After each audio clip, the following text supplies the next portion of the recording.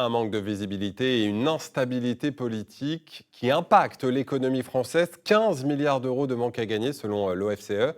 Pas de quoi rassurer donc les patrons de cette PME qu'ont rencontré dans le Maine-et-Loire, Éric Aubron et Laurence Couvrant.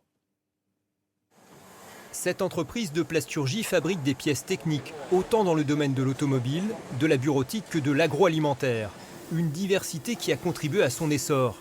Mais la crise politique actuelle pèse sur le développement de nouveaux projets. On a beaucoup moins de demandes, beaucoup moins de devis à réaliser. On sent que l'industrie n'est pas forcément à la fête. Et on a aussi des retours de nos clients actuels, surtout dans les secteurs exigeants, qui nous disent on se fait prendre des marchés, on n'a pas de développement, pas de visibilité. Ce patron, qui a repris la société il y a 4 ans, fait travailler 26 salariés. Il voudrait continuer à recruter, mais faute de perspective, il hésite aujourd'hui à prendre ce risque. Donc moi j'ai des besoins potentiels d'embauche, mais est-ce que la consommation va repartir? Est-ce que les volumes vont être là? Et j'avoue humblement qu'en tant que dirigeant, c'est ma responsabilité, mais je freine un peu des cas de fer à appuyer sur le bouton j'ai 3 postes en ce moment éventuellement à pourvoir et je me pose la question. 50% de la production de cette PME est réalisée à partir de matières plastiques, recyclées ou biosourcées. Mais là encore, cette démarche environnementale connaît un sérieux coup de frein. Il est difficile pour des entreprises comme la nôtre, pour les gens dans le recyclage, de s'engager sur des plans d'investissement, de se projeter à l'horizon 2026, 2027, 2030. Ce sont de gros investissements. On a besoin de mettre plus de filières de recyclage en place en France. Et avec ce vide politique, on n'a pas de budget aujourd'hui. Et donc où allons-nous en 2026 ? À défaut d'embaucher, cette entreprise a recours à l'intérim, une variable d'ajustement pour garder le cap malgré tout, dans un contexte économique au ralenti. Et pour aller plus loin, on retrouve depuis Angers Bertrand Chaupe, le président du MEDEF Pays de la Loire. Bonsoir, merci d'avoir accepté notre invitation. 15 000 entreprises adhérentes dans la région. On vient de le voir, des entreprises actuellement dans le flou. Qu'attendez-vous du prochain Premier ministre, quel qu'il soit ? Je pense que les entreprises ont besoin de visibilité, c'est-à-dire de la direction dans laquelle notre pays doit aller. Et l'urgence aujourd'hui, comme vous le savez, c'est effectivement notre budget, avec les contraintes qui s'appliquent au regard des débordements que nous connaissons en termes de PIB, en termes de dépenses sociales.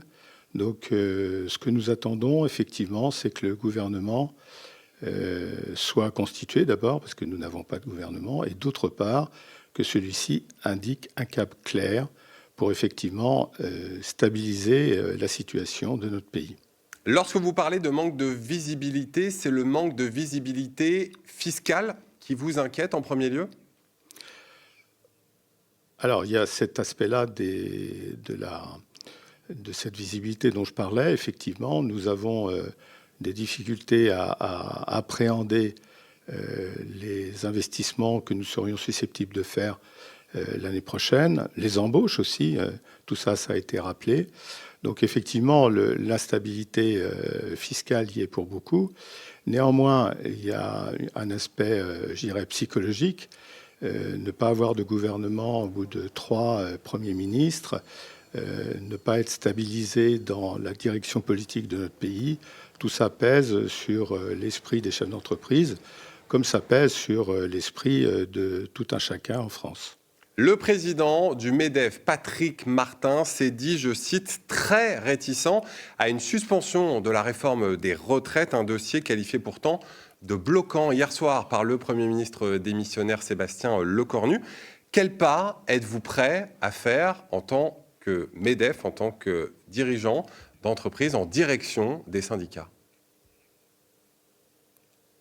Alors, sur la réforme des retraites, j'aurais tendance à vous renvoyer au conclave, qui n'a pas été un succès, comme vous le savez, mais qui a, quand on l'examine bien, fait des avancées significatives sur les carrières longues ou sur les carrières des femmes. Donc, il y a des sujets sur lesquels on peut encore travailler sur les retraites. Maintenant, de purement et simplement suspendre, je ne sais pas si c'est la bonne solution en l'état actuel de nos finances. Ce serait trop onéreux, selon vous ? Ce serait onéreux et ce serait surtout envoyer un signal extrêmement négatif aux marchés financiers, à l'ensemble des gens qui prêtent à notre pays aujourd'hui. Merci Bertrand Chaupe, président du MEDEF Pays de la Loire, d'avoir accepté notre invitation depuis Angers. Merci à vous, très bonne soirée. Voilà un entretien enregistré en milieu d'après-midi.